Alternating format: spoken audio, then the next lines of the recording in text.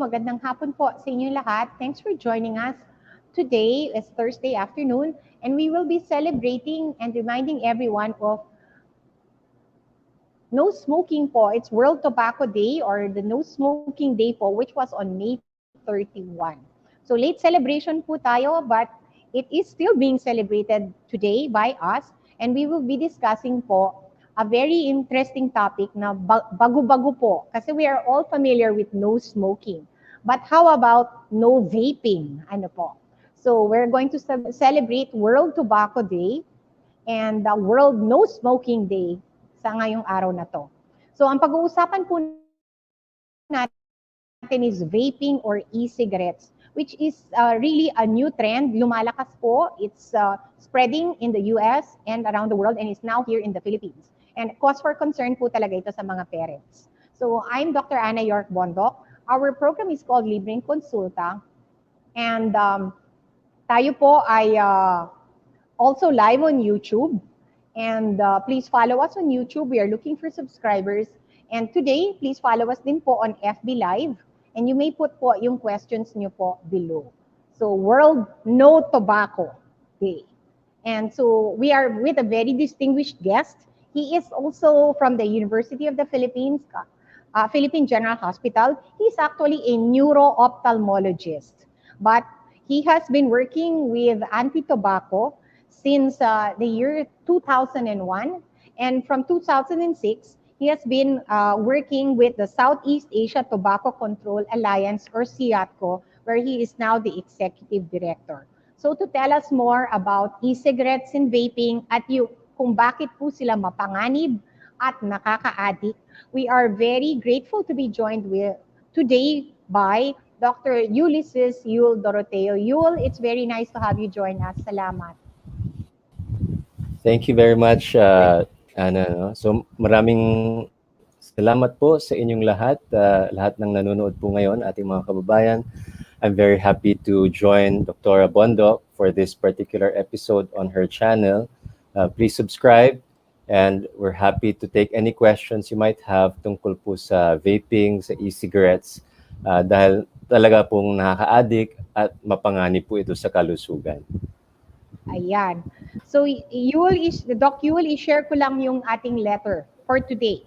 It goes, Dear Doc Ana and Doc Yul, I'm a mom of a 15-year-old and sumusulat po ako because I recently found out that my 15-year-old son is now vaping.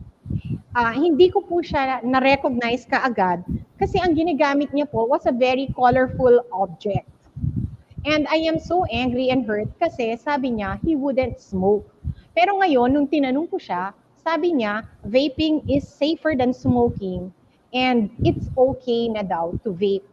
At marami daw siyang kaklaseng nagpe-vaping na. So please tell me more, Dr. Yul, totoo bang hindi na siya mapanganib and that vaping is much safer than cigarettes? As a mom, natatakot ako. So please help me, Dr. Yul. I see. Okay. Thank you very much. No? Hindi lang siya siguro nag-iisa. There are many parents na ganyan po siguro ang experience. So let me siguro start po with some pictures para maintindihan po ng lahat ng nanonood kung ano po yung mga e-cigarettes. No? At baka hindi nyo nga din po na malayan na ginagamit na po ito ng inyong mga anak. It is very possible po na hindi nyo po nakikita. So we need to be very sure na alam natin kung ito na yung bagong electronic smoking.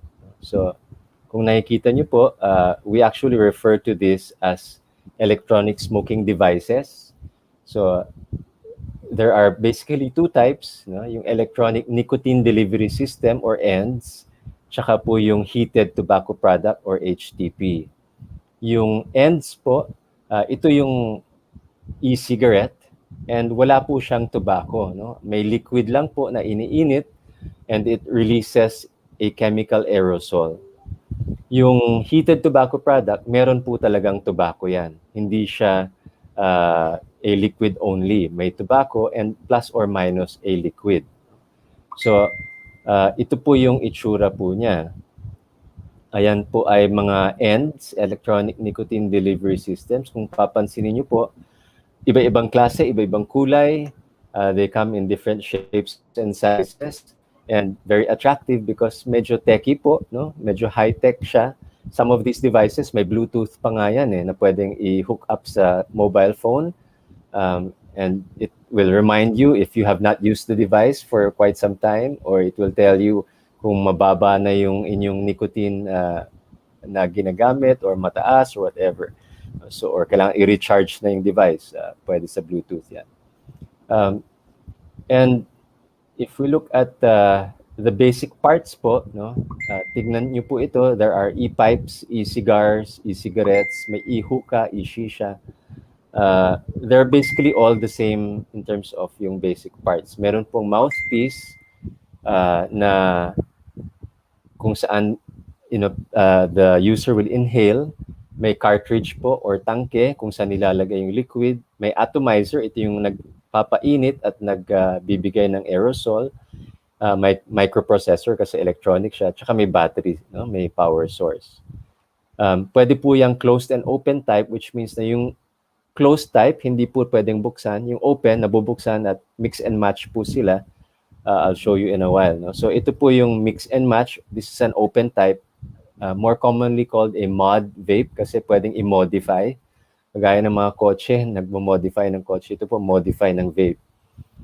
So you can take it apart and switch in different kinds of batteries, change the mouthpiece, change the tank, change the airflow, and make your own different devices. So very hard to regulate po kasi libo-libo ang ganitong klaseng mga devices. In contrast, ito po yung pod vape. So it's basically the same except na mas maliit, mukha po siyang USB stick. At baka ito po yung ginagamit ng mga bata na hindi alam ng mga magulang kasi akala nila USB drive lang ang hawak ng anak nila or sina-charge po. Yun pala ay e-cigarette na. So, yan po siya. And let me just mention at this point yung Juul, J-U-U-L. Ito po yung pinakasikat na e-cigarette sa Amerika. And it is basically a USB type e-cigarette. Kita nyo po, siya yung original at marami na pong gumagaya, no? Mga Juul alternatives. Dahil sobrang sikat, marami na rin gumawa at gumaya. Juul is the one that introduced nicotine salt po. And let me just explain po kung ano yung difference ng nicotine salt dun sa regular nicotine. Yung regular nicotine po, what is called free-base nicotine. So kung kayo po ay familiar sa drug addiction, fini-free-base ang cocaine, for example. So it's a pure form and easily affects the brain. So ito po yung nasa sigarilyo, yung free-base nicotine. Medyo masakit po sa lalamunan ang free-base nicotine. Ang nicotine salt, inimbento po ito ng Juul by adding an acid, no, dun sa free-base nicotine. At dahil po doon, mas pino na po siya, hindi na siya irritating sa lalamunan. So pwedeng humitit po ng mas madaming nicotine doon po sa nicotine salt compared sa free-base nicotine. No? Nakikita nyo po, you can absorb as much as 50 milligrams po of nicotine kung nicotine salt po ang ginagamit. So, mas nakaka-addict po yan compared sa regular cigarette. One cigarette po kasi can, on average, mga 1 milligram of nicotine lang po yan ang na-absorb ng katawan. So, kung dun po sa Juul, yung kanilang one pod contains as much as 20 to 50 milligrams of nicotine.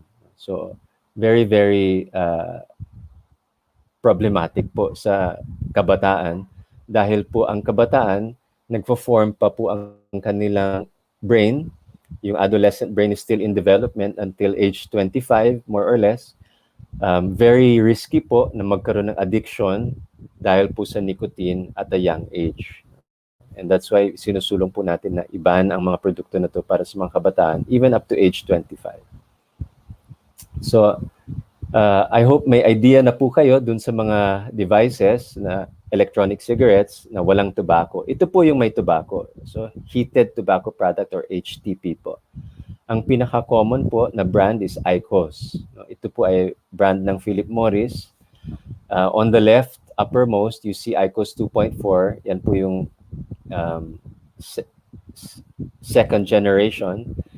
Yung top right po is IQOS 3. Ito yung latest nila. And before, pwede pong gamitin ito. After every use, i-charge po ulit. Pero ngayon, with the IQOS 3 Multi, pwede na pong 10 bala bago i-recharge. So, nakikita nyo po, yung maliit na sigarilyo, yan po yung sinasaksak po sa loob ng heating device. At meron din pong in the lower right, yung iFuse, which is both yung nicotine at may liquid pong kasama. So, there are different brands, different manufacturers na rin po nito. So, ito po yung maliit na sigarilyo na ginagamit po na sinasaksak doon po sa device. We call this a heat stick. So, maliit na sigarilyo lang po yan.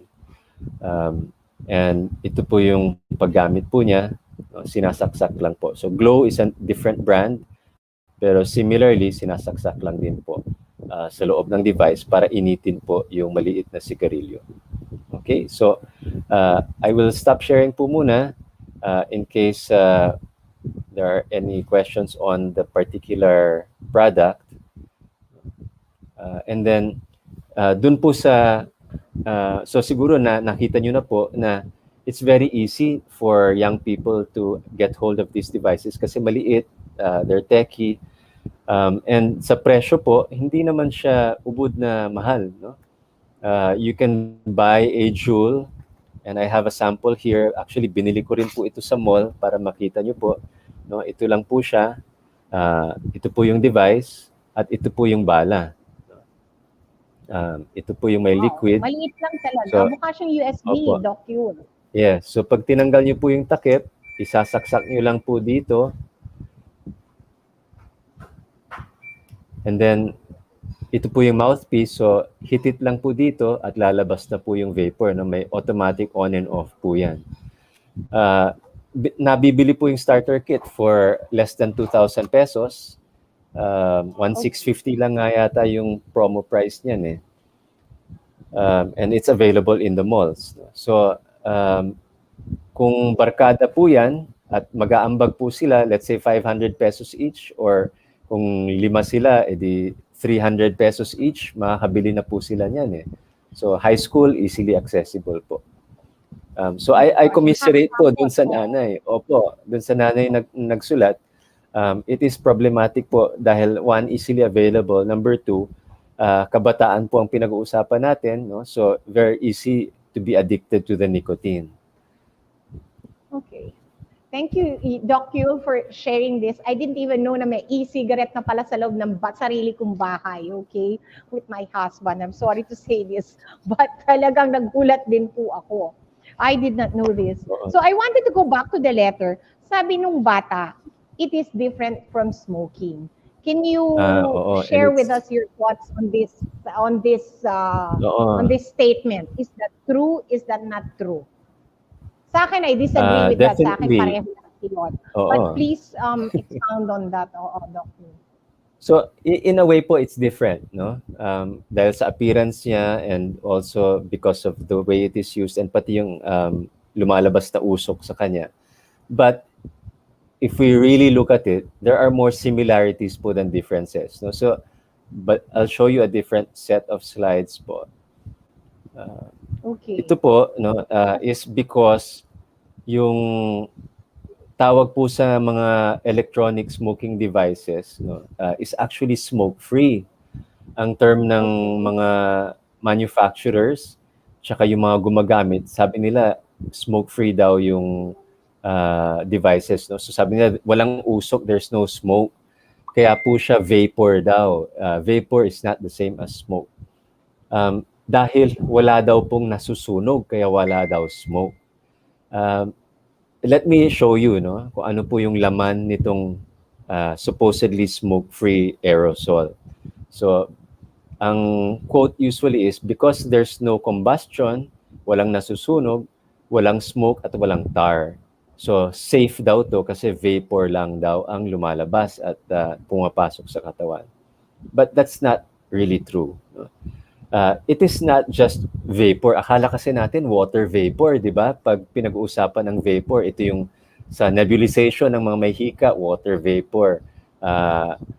Hindi po yan totoo. This is actually an aerosol. No? Ano po yung aerosol? Aerosolized solution. May suspension po yan of solid and liquid droplets.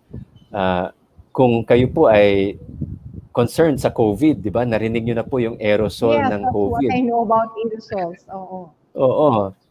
So, ito po yung, ganun din po siya. Except na nakikita po natin. Yung COVID, hindi natin nakikita. Pero ito nakikita po natin. This is a very visible type of aerosol. Yung usok po ng sigarilyo is actually also an aerosol. Mabaho lang siya. Pero yung aerosol po ng electronic cigarette, mabango po siya dahil may flavor at may mga other chemicals para mapabango siya. Let me mention po, if you look at the picture, no, very similar ang appearance, and they are both composed of similar chemicals po. I'll show you po in another slide. Pero banggitin ko lang po, kung kayo po ay worried sa COVID, you should worry pag may naninigarilyo o nagve-vape katabi po ninyo. Because pwede pong pwede pong matransmit kung asymptomatic po yung naninigarilyo o nagve-vape, pwede po niyang ilabas yung COVID virus dun sa kanyang hinga at mahahawa po yung mga nasa paligid niya. So may risk for viral transmission. Lalo na kita nyo sa picture, ibababa yung maskara, di ba, para mag-vape o para mag-yosi. So talagang high risk for transmission. Also, high risk din siya for getting COVID. No?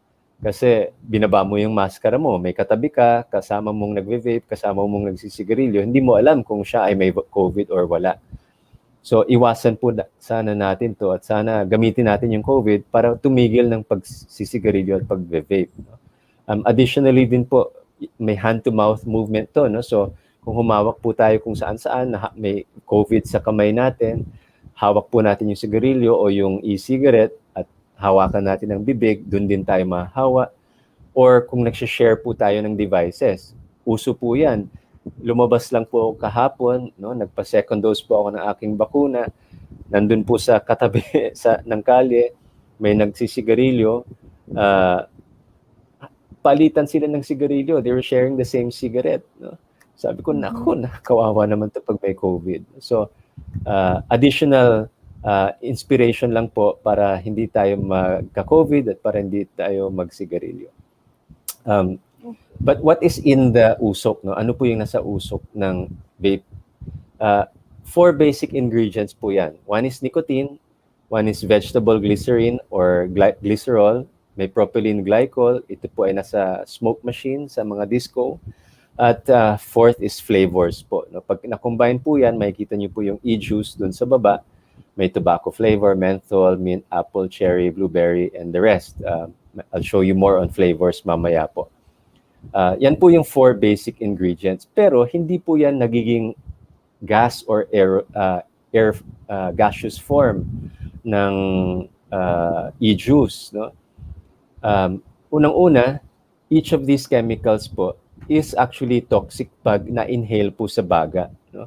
Sinasabi po ng mga vapers na generally regarded as safe daw or GRAS, no? Yung propylene glycol tsaka glycerol, nasa pagkain daw po yan, kaya dapat safe yan.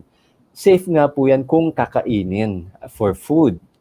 No? Pero hindi po yan safe pag pumasok po sa baga natin. Even the flavor, no? Yung vanilla, cinnamon, and caramel, these are actually very toxic po sa lungs. Alam po ni Dr. Bondoc yan. Very irritating to the airways. No? And there are studies showing na pag you mix yung iba-ibang flavor, mas toxic pa compared to isang flavor lang. So, habang nasa bote pa lang po siya ng e-juice, nagmi-mix na po yung 4 na ingredient na yan. Chemically, nagpo-produce na siya ng additional chemical byproducts. Tapos pag iniinit, kahit wala pong sunog, no, iniinit lang, may chemical reaction pa yan. Lalong pong nagmi-mix and we produce all of these other chemicals na nakikita niyo po sa screen yung fine particulate matter, yung PM2.5, yan po ay pumapasok sa pinakailalim ng baga natin at yan po ay nagkukos ng heart disease, lung disease, and other diseases, even cancer. Glycols, aldehydes like formaldehyde, VOCs, volatile organic compounds, polycyclic aromatic hydrocarbons, tobacco-specific nitrosamines, toxic metals, all of these po are toxic to the body. Tatanungin niyo po, bakit may tobacco-specific nitrosamine dyan? Akala ko ba walang tobacco dito sa e-juice? Wala nga pong tobacco. But because of the nicotine, yan po ay nako-convert dun sa tobacco-specific nitrosamine. Nung una, akala natin nasa tobacco lang. Ngayon, alam natin nasa usok din po ng e-cigarette. No? So, hindi po siya malayo sa usok ng sigarilyo. The studies show that the concentration is less. No? Pero hindi po ibig sabihin nun na safe na siya. Less lang siya, hindi siya different. No? And dahil po dyan, yung less na yan still is tar. No? So, pag tinanong niyo po, walang sunog, walang usok, walang tar. Hindi po totoo yan. Iniinit pa rin siya, so nagpo-produce pa rin siya ng tar. Mas konti lang yung tar. No? So, ito po yung residue, yung naiiwan po na maitim. Pag tinanggal po yung nicotine and water, yan po yung tar. So, sa e-cigarettes, meron pa rin pong tar. No? And this is the evidence po. Ito po yung modified na e-cigarette. Pag tinanggal nyo po, binuksan nyo po, makikita nyo po itong cotton wicks, tsaka yung heating coil, yan po yung paikot. No? So, nakikita nyo may nasusunog. Hindi po siya imposible na walang sunog. No? It's very possible, lalo na po pag madalas nagve-vape o matindi yung pag-inhale o kaya gumagamit ng sweet flavors. At ito po yung heated tobacco product, yung heat stick. Kita nyo po, may itim, di ba? Hindi ba mukhang sunog yan sa inyo? Sabi ng Philip Morris, hindi daw nasusunog yung kanilang sigarilyo. Ito po ay, actually, na-screen grab ko lang po ito sa YouTube. So kita nyo po, yung gumagamit ng kanilang produkto, kailangan linisin kasi may natitira na ash, no, dun sa nasunog sa kanilang device. And this is a study just showing you po na very quickly na marami pong tar sa regular cigarette, yan po yung itim na column na mataas, pero yung ibang products may tar pa rin, mas konti lang siya. At ito po yung health effects para alam po natin kung ano nangyayari sa loob ng baga. Kung nakita nyo po yung nangyayari sa COVID, sa baga, ganyan din po ang itsura. Ito po ay CT scan, no, from 2012. Pinapakita ko po 2012 kasi nung nagkaroon ng epidemic of EVALI sa Amerika, yung e-cigarette or vaping associated lung injury, 2019 po yon. Pero I'm showing you po, 2012, meron na pong kaso na ganyan. At meron po sa Pilipinas, no, 2016, hindi pala 2016, 2019 din, a 16-year-old po na Cebuana na document din po. Ito po is 2016. Ito po yung heated tobacco product. Similar effect po sa baga. In Japan po ito kasi sa Japan maraming gumagamit ng IQOS. At ito po is a study just very recently. Pinapakita po na yung acute injury dati pwede po maging chronic. No? Kagaya po ng smoking, regular cigarettes, pwede po magkaroon ng chronic lung disease.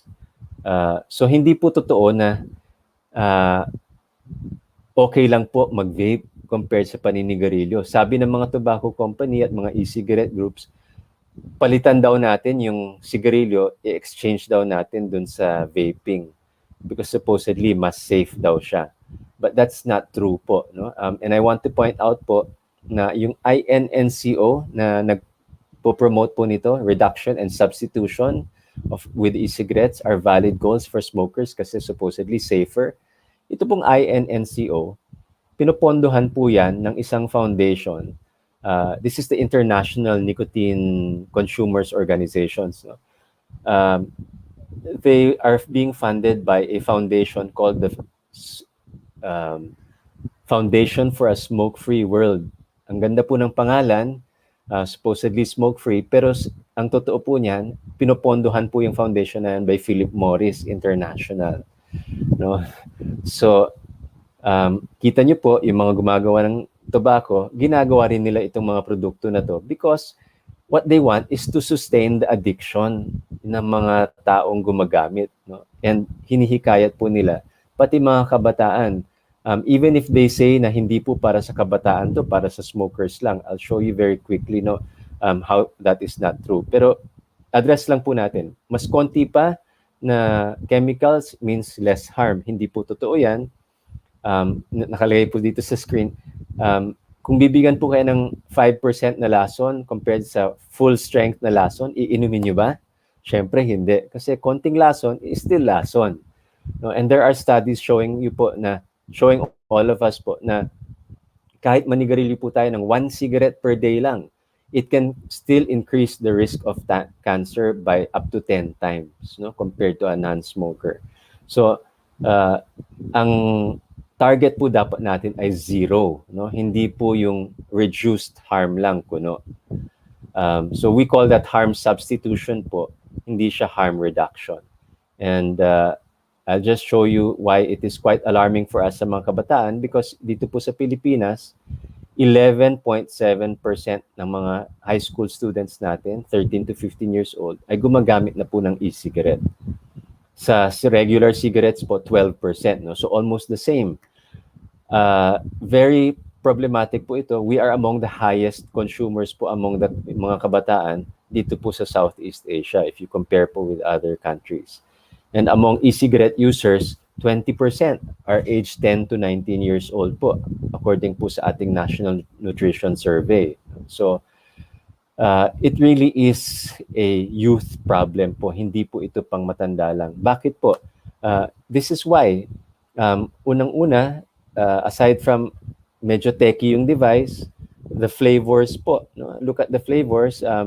In 1972, a tobacco company already said, subukan natin lagyan ng honey kasi ang mga teenagers gusto nila mga matatamis na flavor. They said that about cigarettes po. Pero what you see on the screen, mga pictures po yan ng e-juice. Okay, so e-cigarette po flavors yan. And it is not just honey. There are over 15,000 flavors po as of a few years ago, yung market survey. Kita nyo po, may gummy bear flavor, may M&M flavor, may soda flavor, iba-ibang fruit flavors.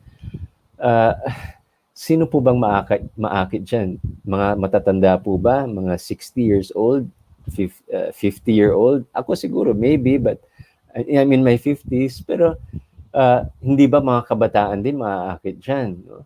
So that is really why we also do not want to have flavors allowed in our country. And the marketing is the same. No? Ito po yung marketing ad sa America for Juul. Parang cigarette ad din po yan eh. No? Gumagamit sila ng social media influencers. Eh sino ba nagfa-follow sa social media? Hindi ba mga kabataan? No? Yung on-the-ground marketing with yung mga promo girls, meron yan sa sigarilyo, meron din yan sa e-cigarette. Yung mga advertisements sa point of sale, very similar. Ito lang ang kaibahan, no? Sa sigarilyo, puro smoke rings lang. Pero sa e-cigarette, kita nyo ba naman? Iba-ibang kulay, iba-ibang tricks na pwedeng gawin. I'm sure nakita nyo po ito sa TV, sa YouTube. No? So, sino bang hindi maakit na kabataan dito? They want to try this also. No? And of course, may risk po for vaping illegal drugs. No? So, yung device po, pwedeng gamitin sa marijuana, sa shabu, no, and other drugs. So, hindi po talaga advisable to. And this is actually why Singapore banned yung e-cigarette sa kanilang bansa, because it really is harmful to their own regulatory regime to prevent drug addiction po. So, I hope that that's clear po, hindi siya safe alternative at napakalaki pong pinsala sa kabataan because of the flavors and the colors and the device itself. Sana matulungan niyo po kami, kayong mga magulang, to teach your children po. No? So si Dr. Bondoc will have this on her YouTube channel. Pakita niyo po ito sa kanila para matuto po sila. So thank you, and maybe we'll take other questions, pati on regulation in a while. Ay, naku. Thank you, Dr. Yul. Thanks for letting us know this. And talagang it is not a safer alternative to smoking. And I think a lot of parents need to know this, and they also need to know yung bagong anyo kumbaga ni-rebrand nila yung sigarilyo into something cute, techie, and makakaakit sa mga bata. And I think a lot of parents are not even aware of this at this point. So talagang kailangan. Yes. Like this mom, balikan na naman natin yung sulat, parang napag-usapan nila about smoking. Pero nabigla siya when she saw the vaping. I also wanted to ask you, I was struck by what you told me na yung Singapore has banned e-cigarettes. Can you tell us what is the status of regulation ngayon sa Pilipinas? And alam niyo ba how many are still smoking, kung ano age nila versus, I don't know if there's, I was told wala pang national survey on vaping. So please tell us and enlighten us, Dr. Yul. So ito pong survey that I showed you, yung 1 out of 5 na e-cigarette users are age 10 to 19. National Nutrition Survey po yan, 2018. No? There is hindi po madalas kasi yung national surveys, pero yung Philippine Pediatric Society, nag-conduct sila ng survey among pediatric patients bago nagka-pandemic. No? So hindi natapos yung kanilang survey. But yung preliminary results nila shows na the reason daw why yung mga kabataan ay nagve-vape is because akala nila it is cool, it is safer, and also because of the flavors. So hindi nila naiisip na addictive pala siya. No? Even in the US, when Juul was going to schools and promoting its product, akala ng mga kabataan flavor lang yun tsaka harmless siya. And there's a news report na nabasa ko sa Amerika, may teenager, 19 years old. Ginagamit niya yung Juul araw-araw, 2 pods a day ang gamit niya. Nagka-stroke siya, no, at 22 years old. Halos namatay siya. He had 2 brain surgeries and ngayon disabled na siya. Bulag in one eye, no, and then he's paralyzed, half ng body niya. Very sad, 22 years old. And even sa atin, no, partly because siguro hindi regulated yung devices at that time, may 17 years old na sumabog yung kanyang e-cigarette habang ginagamit niya at nasira yung kanyang ngipin, no, yung kalahati ng bibig niya, may sunog, tsaka may nabungi, and may fracture siya sa jaw. So also very unsafe in that for that. And let me mention na banggit ko po kanina, yung nicotine is a poison, no? There are reports, not yet in the Philippines, pero in other countries, dahil nga sa e-juice po ay nakalagay sa very colorful containers, and then mabango siya. For example, a tutti frutti flavor or bubblegum flavor. Yung nanay o tatay na gumagamit, naiiwan lang sa counter, yung batang maliit na anak nila, maybe 2 years old, 5 years old, akala candy, no? So ininom na lason.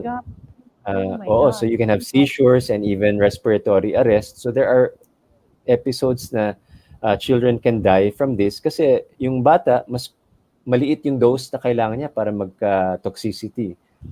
And it's also been used, yung e-juice has been used to commit suicide among older patients. No? So either iniinom or ini-inject directly into the body. And that can also cause death, no? Seizures and death as a form of suicide po. No? So very, very risky. I'm sort of laughing, pero kung alam lang talaga natin na yes, oo, napakalaki po ng risk talaga. And I'm quite sad na dito po sa Pilipinas, hindi po mahigpit yung ating regulation. So nabanggit ko nga po, Singapore has banned this. Aside from Singapore, sa ASEAN countries, Thailand, Brunei, Cambodia, and Lao PDR, lahat po yan na-ban na po nilang e-cigarette. So our country, malakas po ang industry push para i-regulate without banning para po maipasok nila sa market. And right now, no, banggitin ko na po in case we run out of time, actually regulated na po ito under our law. No? And I want our parents to be aware na there really is a deliberate push by the manufacturers, no, to make the laws less strict. No? Sabi kasi nila, dapat ito po ay maging available para sa mga smokers para supposedly they will start to switch to quote-unquote safer products. Pero that's not really the intention, no? As you have seen po from the pictures, ang intention nila ay makuha yung mga kabataan. If the intention really po was to help smokers to quit, sana hindi nila babaguhin yung batas. No? So right now, no, this is our current law po. Nung binigyan po ng buwis, no, pinatawa ng buwis ang e-cigarettes in 2019, effective last year, 2020. Ito pong RA 11346, no? Republic Act 11346 tsaka 11467, nilagyan po ng tax, excise tax ang e-cigarettes and heated tobacco products. Within that syntax, para po magkaroon ng additional regulation, ang access restriction po ay nilagay po in 11346, kita niyo po, aside from the taxes, may graphic health warning requirement, yung GHW, meron din pong access restriction to those who are 18 and below. Pero nung na-revisit po yung batas, kasi nga nung initially nilagyan ng tax yung e-cigarettes, masyadong mababa po, no? Imagine niyo yung tax po sa sigarilyo at that time, tinaas po to 45 pesos. Pero yung tax sa e-cigarette, 4 pesos, no? So 10%. Sobrang baba, kailangan taasan uli. Kaya po nagkaroon ng RA 11467. So nung tinaasan po yung tax rate sa e-cigarettes, nilagyan din po ng mandato yung FDA to regulate these products. No? So nakalagay po yan sa batas, FDA should regulate the marketing, the sale, the contents, everything. And then, tinaasan din po ang age restriction to 21 years old. So bawal po 21 and below. Bawal din po sa mga non-smokers. And pinagbawal din po ang flavors except for regular tobacco tsaka menthol. So, ano po ang gusto ng tobacco industry ngayon? Meron pong pinasa ang ating lower house sa Kongreso very recently, just last week, ang House Bill 9007. Ang gusto po nila, ibaba po uli yung age, no, from 21, gusto nila ibaba uli to 18. Gusto po nila na ibalik ang flavors, gaya ng fruity flavors. Gusto rin po nila na ilipat yung mandato to regulate from the FDA, gusto nila sa Department of Trade and Industry po, para po ito ay maging regular consumer product, as if there is no health effect po ng mga products na to. So, aside from that, gusto din nilang i-allow ang advertisement tsaka yung marketing online. Sino ba yung nasa online? Di ba mga kabataan din po, lalo ngayon, pandemic, online ang ating education.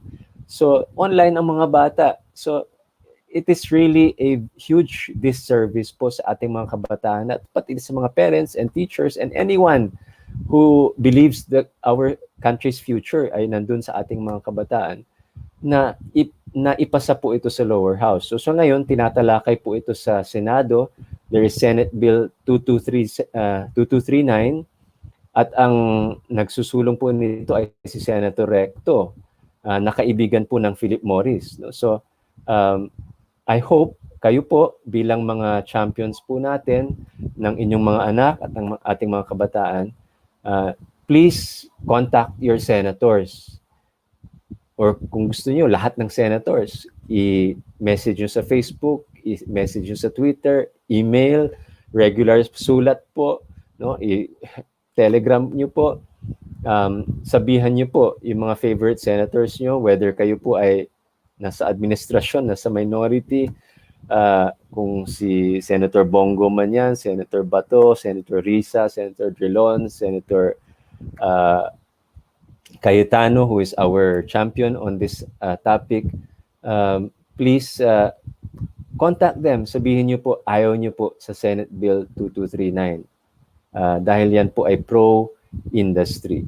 So, panawagan ko lang po yan. Thank you for this opportunity po to share this message with all of you. So, yun, Dr. Bondoc, I hope I Enlightening didn't take too much of my time on that particular issue. It's okay. Kailangan naming malaman to kasi there's another battle pala uli. At hindi talaga tumitigil yung ating mga kalaban because this is big money. And there is a huge population sa Pilipinas na pwede nilang pagkitahan kahit na harmful to the health of young persons. Iklaro mo lang, Ayul, kasi my cousin naman is using e-cigarettes kasi claim niya it's going to help him stop smoking. Pero nakatatlong taon na siya sa e-cigarettes, wala pa rin natitigil. What is this? And anong dapat ko sabihin sa pinsan ko? Sabi ko, tumigil ka na. I'm happy you asked, no? Kasi, oo, ito nga at yung... At yun ang ginagamit ata ng mga politicians, kaya kaya tutulungan daw natin yung mga oo, nag-smoke na yes. Oo. Let me show you po a couple of graphs po, no? The UK, actually, yung UK government promotes e-cigarettes for quitting smoking. No? So, cessation device po siya sa UK. And then, in Japan, bawal po actually ang e-cigarette na may nicotine. Pero pwedeng ibenta ang heated tobacco product. So, they have IQOS. And let me show you the smoking rates doon po sa dalawang countries na yan. So, prepared po ako kasi ito po yung madalas na... favorite subject nila yun, or favorite argument. Opo. So, sorry, let me find the graph. No, okay po sana if they switch to e-cigarettes and then they stop smoking completely. Pero that's not usually the case. No, ito po, can you see ba? Yeah, okay. So this is Honlik. He's a pharmacist. Siya nag-imbento ng modern e-cigarette. No, and he's actually a dual user. Hindi pa siya tumitigil ng paninigarilyo. And this is the case with many smokers.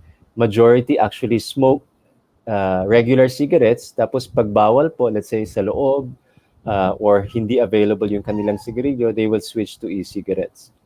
And if we look at the UK, okay, very clear po. Ang blue line, yan po ay yung smoking rates sa UK since 2006. Pababa na po siya. Actually, since the 1970s, pababa na po siya. And the orange line, yan po yung uptake of e-cigarettes for quitting attempts. No? So, sabi ng UK government, sige, if you want to stop smoking, you can try e-cigarettes. So, ang daming sumubok. This was 2012, kita niyo yung tumaas. And then, bumababa yung smoking rate. No, hindi naman siya abruptly bumaba. Kahit na ang daming gumamit ng e-cigarettes, regularly slow pa rin yung decline. And what actually is driving the decline in smoking sa UK is mataas po ang presyo ng sigarilyo. It's very prohibitive to buy cigarettes in the UK. They have a complete ban. So kahit at point of sale, wala kayong makikitang advertisement ng sigarilyo. Nakatago ang sigarilyo under the counter. No? So hindi makikita ang sigarilyo. Kung gusto mong bumili, mahirapan ka. I was in London a few years ago. Naghahanap ako ng sigarilyo para maiuwi ko yung pakete ng sigarilyo kasi may graphic warning yon. Wala akong makita. Pero ang e-cigarette, advertisement, madami. So this is to prove na hindi po bumababa ang smoking rates. And then, last year, may balita po na ang daming tumigil ng pagsisigarilyo in the UK because of COVID. No? Alam po natin na you have worse COVID if you are smoking and your risk of death is higher if you are a smoker. So this graph shows you po, yung bottom solid line na purple, yan po ang success rate. No? So ang daming successfully tumigil from in the rectangle na nakikita niyo po, red rectangle. Yan po yung COVID pandemic 2019 to 2020. So, ang daming successfully tumigil. Yung e-cigarette use po is this lower line, no? Yung dashed line, kita niyo pababa. There are less people using e-cigarettes. It doesn't contribute to the increase in the successful quit attempts. What has assisted, what has helped with the smoking quit rates, kita nyo pataas din siya, is yung unassisted, which means na behavioral lang. Behavioral support. No? Yan po yung mga kamag-anak, yan po yung sariling kusa, yan po yung mga quit clinics na nagbibigay ng behavioral therapy. No? Yan po yung nakakadagdag dun sa quit attempts. No? So, just to answer your question, hindi po yan talaga useful for quitting on a public health scale. And ito po yung sa Japan, also like in the UK, pababa na po ang kanilang smoking rates since 1989 po itong graph. And in 2014 to 2020, yan po yung rectangle na nakikita nyo sa dulo. Yan po yung period kung saan madami na pong gumagamit ng IQOS. And we also don't see na biglang bumaba po yung smoking rates because of IQOS uptake. So ang dami na pong gumagamit ng IQOS. And the problem po is actually dual use. They are both smoking and using e-cigarettes at the same time. So ang advice ko po sa inyong cousins or relatives, whoever is using these e-cigarettes to quit smoking, it's actually called switching. It's harm substitution. We are switching from one form of addiction to the same form of addiction kasi nicotine, but it is still harmful. So if we want to really be free of the addiction and free of the harm, dapat zero po, zero nicotine. Do not use e-cigarettes po. And it is possible po. Tulungan pa rin po natin sila kasi sila po ay biktima ng tobacco industry. I'm sure when they started smoking, teenager pa sila, hindi nila alam lahat ng pwedeng health effects nito. Akala nila uso lang siya, gusto nilang maging in dahil sa barkada or because of stress. But now is the time we should really encourage quitting po. So quitting means no vaping also. So no smoking, no vaping. Ayan. So thank you so much for sharing that common misconception that people always keep telling me. Pero napapansin ko, taunan na nag-i-cigarettes pa rin sila. So basically, they just swapped one problem for another problem. Yes. So, Doc Yul, marami ata tayong tanong. So short Sige, answers. short answers. Short answers lang, pero maraming tanong. Okay. Go ahead. Miss Reyna, yung mga tanong natin. Ang dami ko din nalaman in this short time. Oo. From one of our Facebook viewer, is vaping the new smoking? Ayan. Yes. Oo. Short answer is yes. No? So it is electronic smoking. No? Huwag niyo pong isipin yung vaping kasi hindi yan vapor. It is actually, usok pa rin yan.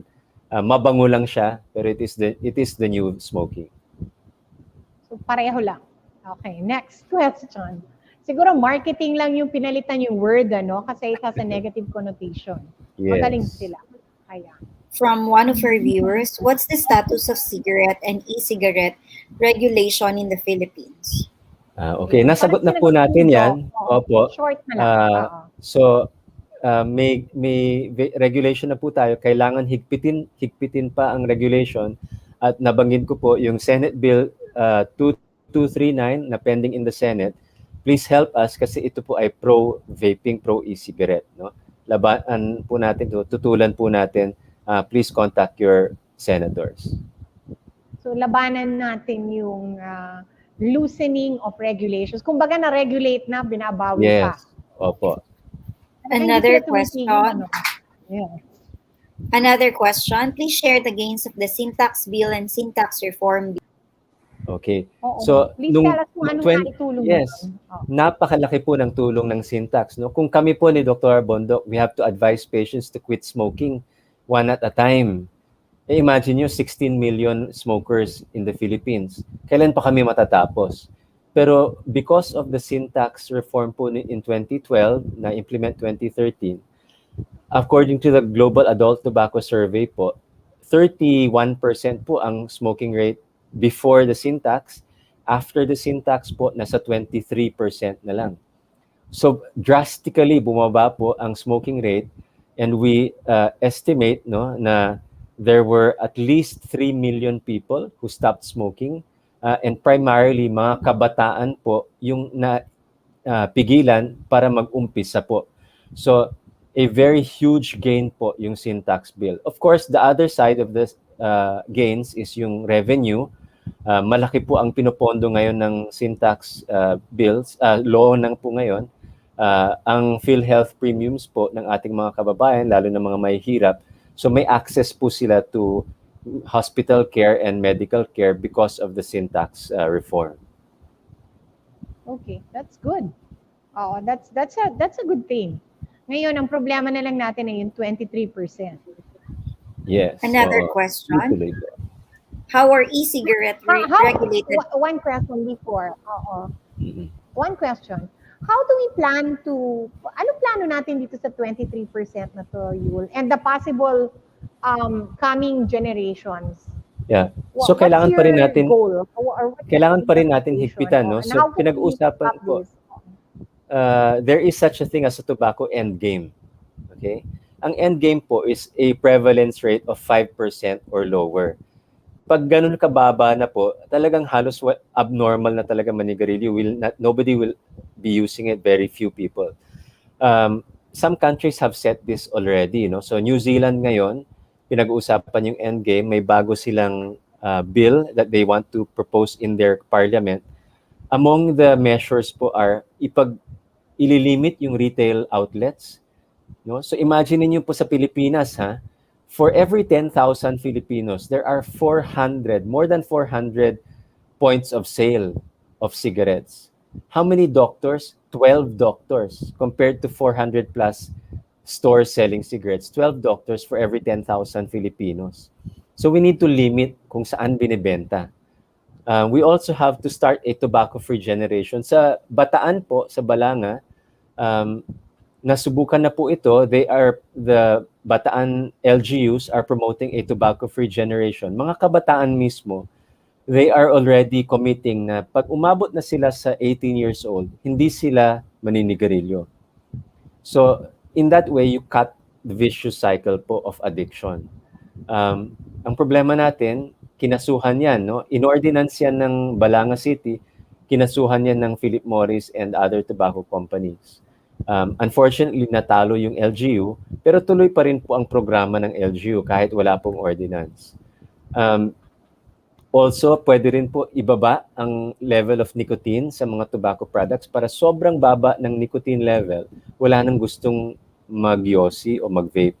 And some countries are thinking about this na rin. Like in the US, matagal na pinag-uusapan. In New Zealand, they're talking about it also.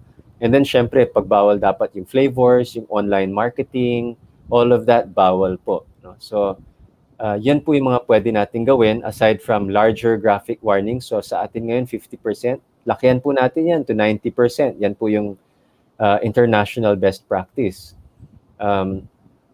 Pwede rin pong ipagbawal din po ang advertisement at point of sale. So, sa sari-sari store, kita nyo pa rin po yung advertisement. Yung itatago po yung mga produkto under the counter like in the UK or New Zealand, Australia, and Canada, other countries. Marami pa po tayong pwedeng gawin, no? So it is possible po. Okay, good. Gawin natin yan. Okay, next question. From My BMS. husband has been vaping for 10 years. What should I do? Okay. Well, number one po is... Share nyo itong webinar ni Dr. Yes. I-share mo bukas. Be supportive po. Oo. Be supportive kasi mahal nyo po yung asawa nyo. Sabihin nyo, honey, I'm doing this for you. You're not trying to criticize him kasi the only person who can really convince your husband to quit is your own husband. No? Kahit anong gawin po ng doktor, lahat ibigay sa kanya, he will not quit without himself being convinced. So, pakita niyo po ito na ginugoyo lang siya ng tobacco industry. They want to keep him as a loyal customer, keep him addicted. And it is not really more helpful to continue vaping. No? Akala lang niya na nawala yung kanyang smoker's cough, no? Dahil nag-switch siya to vaping. In the long term po, actually there are no long-term studies on the effects on the lungs, pero pinakita ko po sa inyo kanina na you can have severe lung injury from e-cigarette use. No? And there are also effects po sa blood pressure, you can have a stroke. There are effects po on the immune system, kaya sa ngayong panahon ng COVID, very dangerous. And sa mga kababaihan, nicotine has very harmful effects po on our reproductive health and on our children. Okay. Thank you so much. Okay, next. Ms. Rain. Ano po mas risky, traditional smoking or e-cigarettes? Meron po bang second-hand smoke effect ng e-cigarettes? We don't know actually what is riskier in the long term kasi wala pong long-term studies yung e-cigarettes. No? But we know that they're harmful. Whether or not they are as harmful or less harmful, we will know po in maybe another 10 years. Okay? Pag may cancer na lahat nung nag-e-cigarette. Hopefully not, no?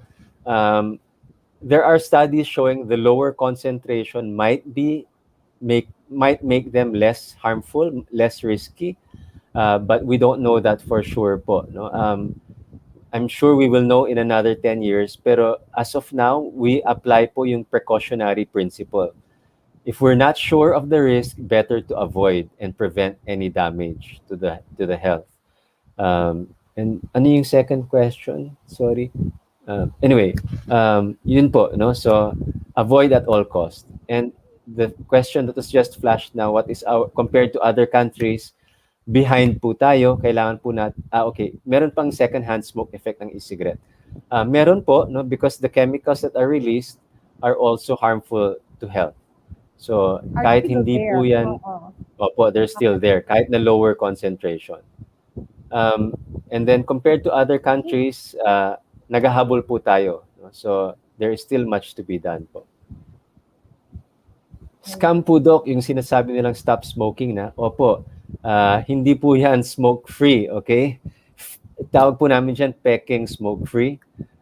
It is a fake smoke-free. Marketing lang po yan. Okay. Okay, and I think we answered this one po. Yes. Yes. We need to improve ourselves. Hindi pwede. Opo, yan po talaga problema sa kabataan. Enjoy na enjoy sila dyan. It's very in.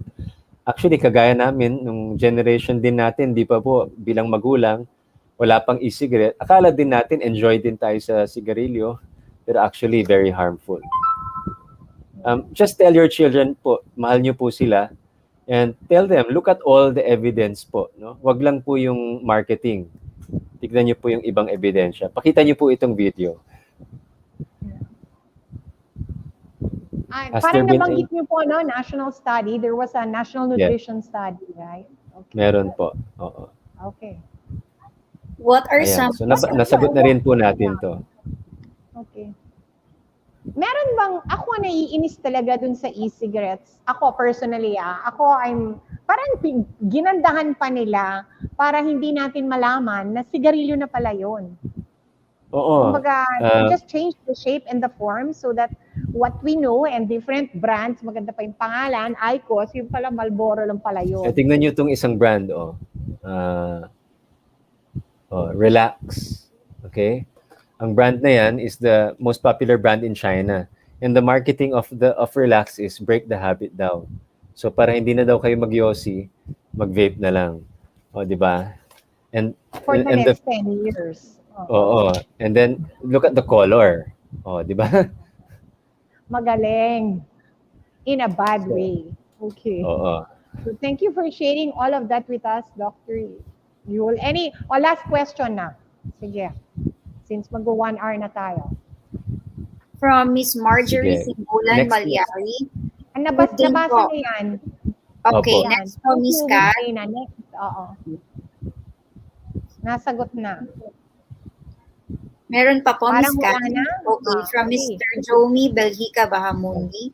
Hi, Dr. Ana and Dr. Yul. Good afternoon po. Thank you po for sharing about e-cigarette. I think wala na po yatang question, Doktora. Yun na po Okay. lahat. Yes. Yan. Dr. Yul, please give us a summary and a guide for the parents who are just hearing about this for the first time. Okay. And a warning rin sa youth. Oo. Yes. Number one po sa mga parents, ask your children, no? Have an honest talk with them. Tanungin niyo po, nagve-vape ka ba? Actually, sa Amerika, ang tanong is, nagjo-joule ka ba? No? Kasi hindi alam na yung word na vape. Ang alam nila is juuling. So dito po, Please tell us also what is Jules. Baka hindi alam ng mga oo, nakikinig. so what is juuling? No? So nabanggit ko po kanina yung Juul. Ito po ay brand ng e-cigarette. Yan po yung pinakita ko po sa inyo na e-cigarette na mukhang USB. Let me show it to you uli. Baka ito rin yung ginagamit ng anak po ninyo. No? So yan po siya. Very small, very handy. So ganyan lang po siya. No? And itong brand na to, konting-konti lang yung usok. So baka hindi nyo napapansin. Pero maaamoy nyo po. No? So kung amoy mango yan or menthol, maamoy nyo po. But just ask them, no? Huwag niyo pong i-criticize kasi minsan hindi po nila alam na masama po ito sa kanila. And some of them don't even know na may nicotine. Sa barkada lang nila nakukuha to. And then talk to them and ask them, is this really something na gusto mong gawin habang buhay? No? Alam mo ba ang effect nito sa lungs mo, sa heart rate mo? And even the risk of cancer is real po. No? I was reading last week, may isang kaso of cancer, not yet fully proven na related to e-cigarettes, pero e-cigarette user po ito. No? Although he used to smoke a lot before. Batang-bata pa, I think in his 30s. No? But the point is po, talk to your children, have an honest discussion with them, and then make your rules po. Number one is, huwag niyo pong bigyan ng allowance para bumili niyan. Number two, bawal gamitin sa loob ng bahay, no? At kung minor de edad po sila, talagang bawal, no? Kasi illegal po 'yon. But if they are older, let's say they're in their 20s, then they are considered adults. Tell them you can't use it in the house. You have to go out, no? Just like with regular smoking. At kung ito po ay asawa po ninyo, or kayo po mismo, kabataan po kayo, be informed, no? Sabi po kasi ng mga vapers, yung mga doktor, mga tobacco control advocates, nagkakalat daw kami ng misinformation na masama daw mag-vape at gusto daw namin na bumalik ang mga nagve-vape dun sa regular na sigarilyo. Hindi po totoo yan. Ang gusto namin, wag na kayo mag-yosi at wag na rin kayo mag-vape. No? Because really, ang baga natin ay gawa ng Diyos para sa hangin, hindi po para sa uso. And let me stop there. Health is wealth po. Please, especially during this time of COVID pandemic, do not put anything into your lungs po. Ayan. Thank you very much, Dr. Yul. Very revealing discussion talaga sa akin. I'm already a pulmonologist, but I learned so many new things.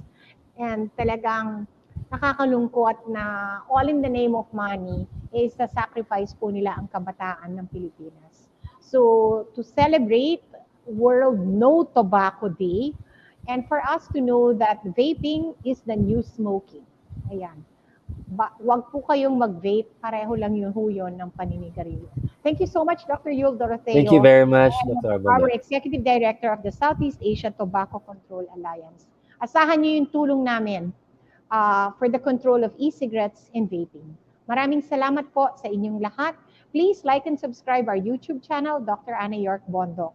And please, if you know anyone who is currently vaping, currently smoking, or if you're worried about your kids, or someone is selling e-cigarettes in your neighborhood, i-forward nyo lang po ito para malaman po nila ang pawang katotohanan that vaping is the new smoking and vaping is bad for your health.